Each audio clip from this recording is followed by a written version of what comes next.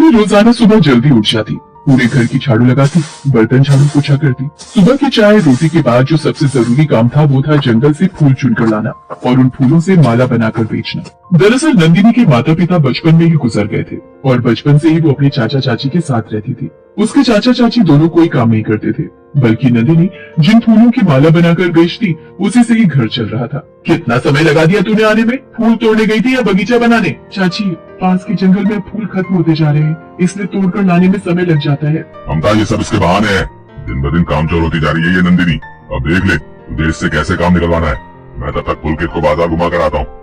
चलो पुलकित बेटा चलो। बता कहाँ लगा दी इतनी देर, वरना झाड़ू से तुझे इतना पीटूंगी ना कि तुझे तेरी नानी याद आ जाएगी। चाची, मैं सच कह रही हूँ, पास के जंगल में बिल्कुल भी फूल नहीं है। चल मान लिया कि तू सच बोल रही है, तो एक काम कर, कल से तू पास के जंगल की जगह वो दूर नगर के पास जो एक जंगल है ना, वहाँ से फूल तोड़ कर लाया करेगी। चाची, वो जंगल तो बहुत भयानक है, मैं वहाँ कैसे जाऊंगी, और वो भी बिल्कुल अकेली, रास्ता भी बहुत खतरनाक है। मैंने सुना है वहाँ पर बहुत सारे जंगली जानवर होते हैं। शादी लायक तेरी उम्र हो गई और तू बच्चों सी बातें कर रही है। इतना भी खतरनाक जंगल नहीं है जो तू इतना डर रही है। चुपचाप कल से फूल तोड़ने तू उसी जंगल में जाएगी।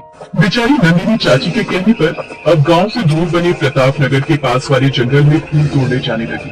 वो जंगल बहुत भयानक था। ये जंगल तो कांटों से भरा हुआ है, मैं क्या करूं? अगर फूल तोड़कर नहीं ले गई तो चाचा चाची बहुत गुस्सा होंगे, पर मुझे सचमुच बहुत डर लग रहा है, मैं फूल नहीं तोड़ पाऊंगी। नंदिनी भयानक जंगल देखकर डर जाती है, इसलिए वो बिना फूल लिए ही वापस आ जाती है। ये क्या, आज तू फूल लिए बिना ही वापस आ गई? मैंने तुझे कहा था ना कि तू दूर प्रताप नगर वाले जंगल में जाना। मुझे तो लगता है तू यही पास में होकर आ गई है। नहीं चाची, मैं गई थी प्रताप नगर वाले जंगल में, पर जंगल बहुत डरावना है, इसलिए मैं वापस आ गई। सच, मैं वहाँ नहीं जा पाऊंगी, मैं यही पास वाले जंगल से ही फूल तोड़ लाऊंगी, आप मेरा विश्वास करो। आज तेरी खैर नहीं, तुझे तो मैं मुफ्त की रोटियां तोड़ने के लिए नहीं पाल रही, यहाँ रहना है तो काम करना होगा। ममता, तुम चिंता मत करो, मैंने सारा इंतजाम कर लिया है। अगर सीधी उंगली से घी न निकले तो उंगली टेढ़ी करनी पड़ती है।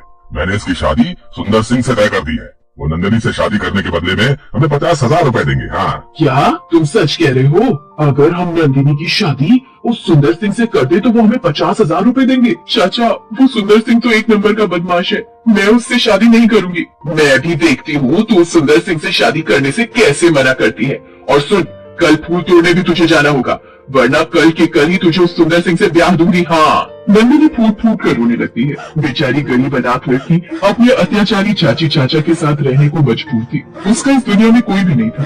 अगले दिन नंदिनी, मुझे भगवान मेरी मदद करो, मुझे इस जगह में बहुत डर लग रहा है, मुझे हिम्मत दो।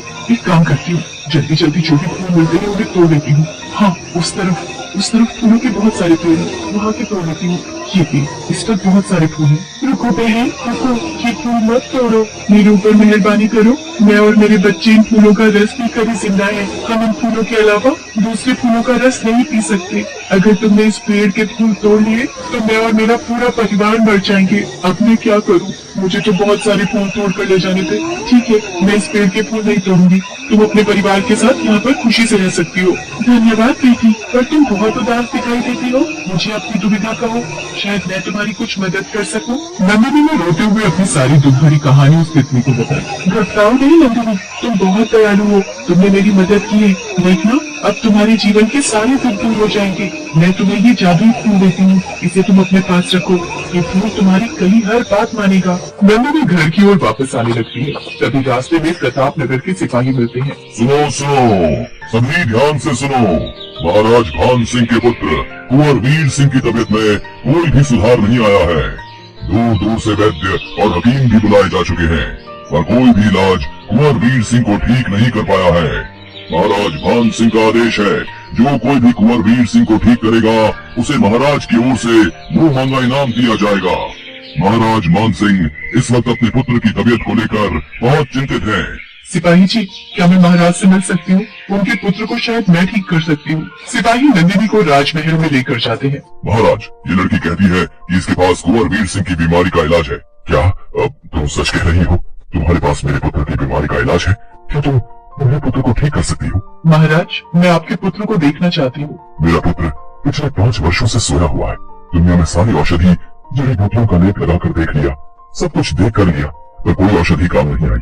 अगर तुम हमारे पुत्र को ठीक कर दो तो हम तुम्हें मुंह मांगा इनाम देंगे। महाराज अगर आपको कोई आपत्ति ना हो तो मैं कुछ देर के लिए एकांत चाहती हूँ। हाँ हाँ पुत्री, हम कक्ष के बाहर चले जाते हैं, तुम अपनी नाम से हमारे पुत्र को देख सकती हो। महाराज मानसिंह और सिपाही कक्ष से बाहर चले जाते हैं। नंदिनी तितली का दिया हुआ जादुई फूल अपने हाथ में लेती है। जादुई फूल, मेरी इच्छा है कि तुम्हारे स्पर्श से कुंवर वीर सिंह निद्रा से उठकर आंखें खोल ले। नंदिनी जैसे ही कुंवर वीर सिंह की आंखों पर जादुई फूल से स्पर्श करती है, कुंवर वीर सिंह अपनी आंखें खोल लेता है और उठकर बैठ जाता है। तुम कौन हो और मेरे कक्ष में क्या कर रही हो?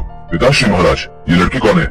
हमारे पुत्र कुंवर वीर सिंह की आवाज, इसका मतलब पुत्र तुम ठीक हो गए? ये तो चमत्कार हो गया। बेटी, तुमने तो सचमुच कोई जादू ही कर दिया।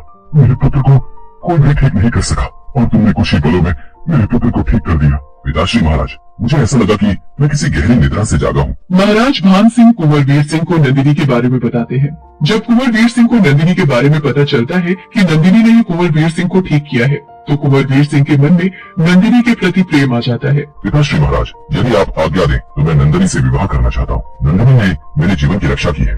तुम सही कह रहे हो पुत्र, मैं भी चाहता हूँ कि नंदिनी तुम्हारे जीवन संगिनी बने। नंदिनी, हमें अपने माता पिता के बारे में बताओ ताकि हम तुम्हारे और कुंवर वीर सिंह के विवाह की बात उनसे कर सके। महाराज भान सिंह की बात सुनकर नंदिनी की आंखों में आंसू आ जाते हैं और वो अपने जीवन की कड़वी सच्चाई महाराज भान सिंह और कुंवर वीर सिंह को बताती है। महाराज भान सिंह नंदिनी के चाचा चाची को महल बुलवाते हैं। तुम दोनों को ये जानकर हैरानी होगी कि नंदिनी पर अब तुम दोनों अत्याचार नहीं कर सकते। नंदिनी हमारी पुत्र वधू बनने जा रही है। हम अपने पुत्र के साथ नंदिनी का विवाह संपन्न करेंगे और तुम दोनों को कड़ी से कड़ी सजा मिलेगी। महाराज ऐसा मत कीजिए, हमें माफ कर दीजिए, हमसे गलती हो गई। नंदिनी, तूने महाराज को समझा? हम दोनों तो तेरे चाचा चाची हैं ना। हमें माफ कर दे नंदिनी बिटिया, माफ कर दे। महाराज मेरे चाचा चाची को छोड़ दीजिए, मुझे इनसे कोई बदला नहीं लेना। मुझे आपके रूप में पिता और वीर सिंह जी के रूप में पति मिल गए, मुझे और कुछ नहीं चाहिए। मुझे भगवान ने सब कुछ दे दिया। नंदिनी के कहने पर महाराज भान सिंह उसके चाचा चाची को माफ कर देते हैं। नंदिनी की किस्मत बदल जाती है। कल तक नंदिनी एक गरीब फूल वाली थी, पर आज अपने अच्छे कर्मों के कारण वो एक राजघराने की बहू बनी।